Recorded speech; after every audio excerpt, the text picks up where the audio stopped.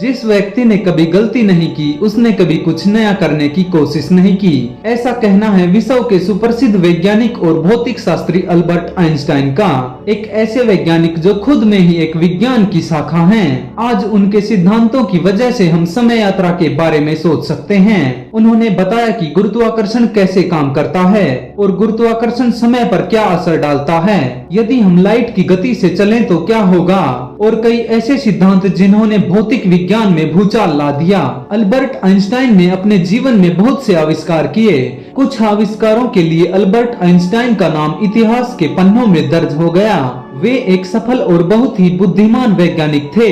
आधुनिक समय में भौतिकी को सरल बनाने में इनका बहुत बड़ा योगदान रहा है, इसलिए उन्हें जीनियस कहा जाता है। सन 1921 में अल्बर्ट आइंस्टाइन को उनके आविष्कारों के लिए नोबेल पुरस्कार से नवाजा गया। इसलिए आज हम इस वीडियो में अल्बर्ट आइंस्टाइन की आत्मकथा, उनके संघर्ष, उनके सिद्धांतों के बारे में और दुनिया के सबसे महान वैज्ञानिकों में से एक अल्बर्ट आइंस्टाइन के बारे में जानेंगे। अल्बर्ट आइंस्टाइन का जन्म 14 मार्च 1879 को जर्मनी के एक यहूदी परिवार में हुआ था। उनके पिता हरमन आइंस्टाइन और माता पोलिन आइंस्टाइन थी। हरमन आइंस्टाइन एक सेल्समैन और इंजीनियर थे जो लोगों को बिजली के उपकरण सप्लाई करते थे। 1880 में उनका परिवार म्यूनिख शहर में रहने चला गया।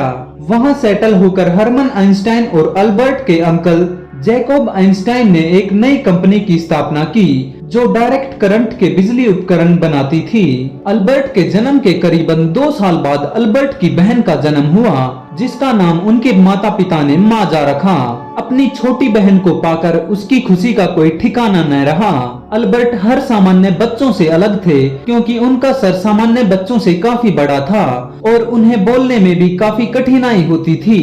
कहा जाता है कि अल्बर्ट आइंस्टाइन लगभग 4 सालों तक कुछ नहीं बोले, लेकिन एक दिन उनके माता पिता दंग रह गए। जब वो खाना खा रहे थे तो पहली बार अल्बर्ट बोले कि सूप गर्म है। पहली बार अल्बर्ट के मुख से कुछ सुनकर उनके माता पिता को बहुत खुशी हुई। बचपन में अल्बर्ट आइंस्टाइन को शांत रहना और अकेले घूमना पसंद था। वो अपने उम्र के लड़कों के साथ नहीं खेलते थे। वो हमेशा प्रकृति और ब्रह्मांड के बारे में सोचते रहते थे। जब अल्बर्ट 5 साल का हुआ तो उनके जन्मदिन पर उनके पिता हरमन आइंस्टाइन ने उन्हें एक दिशा सूचक यंत्र लाके दिया। चुंबकीय कंपास देखकर अल्बर्ट आइंस्टाइन बहुत खुश हुए, लेकिन उनके मन में एक सवाल जन्मा कि आखिर क्यों इस कंपास की सुई हमेशा उत्तर दिशा की ओर रहती है। यहीं से ही अल्बर्ट आइंस्टाइन के अंदर का जिज्ञासु इंसान जाग गया। फिर आइंस्टाइन को म्यूनिख के कैथोलिक प्राइमरी स्कूल में डाल दिया गया। वार्तालाप में होने वाली कठिनाई के कारण अल्बर्ट आइंस्टाइन ने स्कूल जाना कुछ समय बाद शुरू किया। उन्हें स्कूल जाना बचपन में बिल्कुल पसंद नहीं था। उनको स्कूल एक कैद खाने की तरह लगता था। अल्बर्ट आइंस्टाइन ने वहां वायोलिन बजाना भी सीखा, कुछ अपनी अध्यापक से, कुछ अपनी माता से। उन्हें धीरे धीरे संगीत से प्यार हो गया। उन्होंने अपने वायोलिन का नामकरण भी किया। वो अपनी वायोलिन को लीना कहते थे। हम सब जानते हैं कि उस समय यहूदियों के लिए बहुत समस्याएं थी। अल्बर्ट आइंस्टाइन एक यहूदी परिवार में जन्मे थे, इसी कारण उन्हें कई प्रकार की समस्याएं हुई। यहूदी होने के कारण अल्बर्ट आइंस्टाइन को बच्चे भी चिढ़ाया करते थे। एक यह भी कारण था कि उसे स्कूल जाना बिल्कुल पसंद नहीं था। अल्बर्ट धार्मिक किताबें भी पढ़ता था। उसने बाइबल पढ़ी और धर्मों को समझने की कोशिश की। उसे एक बात पता चली कि हर धर्म अच्छी बातें सिखाता है, लेकिन हर इंसान उसे अपने हित के लिए इस्तेमाल करता है। अल्बर्ट आइंस्टाइन को उसकी उम्र के हिसाब से उसे मैथ और फिजिक्स की नॉलेज ज्यादा थी। सन 1901 में अल्बर्ट को स्विस की नागरिकता मिल गई और फिर सन 1903 में अल्बर्ट आइंस्टाइन ने मिलेवा मैरिक से स्विट्जरलैंड में शादी कर ली। वो दोनों एक दूसरे को बहुत प्यार करते थे। सन 1904 में उनका एक बेटा हुआ जिसका नाम हंस अल्बर्ट आइंस्टाइन रखा गया।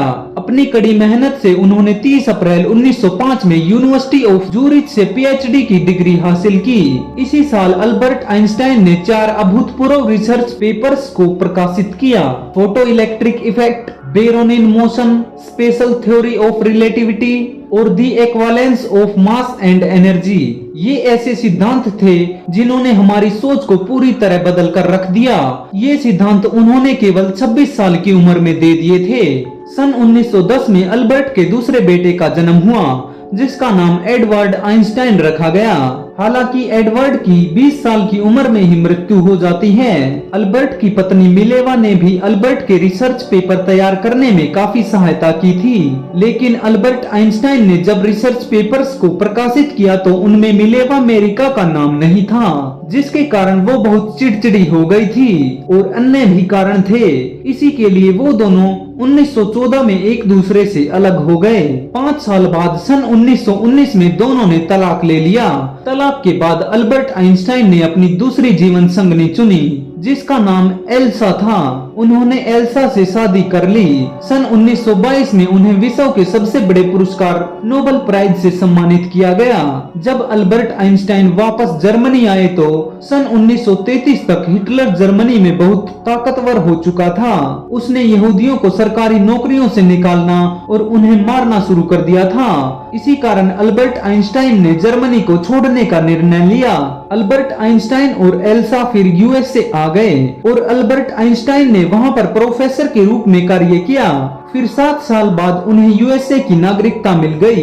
अल्बर्ट आइंस्टाइन के अंतिम वक्त में उन्हें काफी दर्द हुआ था और इंटरनल ब्लीडिंग शुरू हो गई और 18 अप्रैल 1955 में उन्होंने इस दुनिया को अलविदा कह दिया।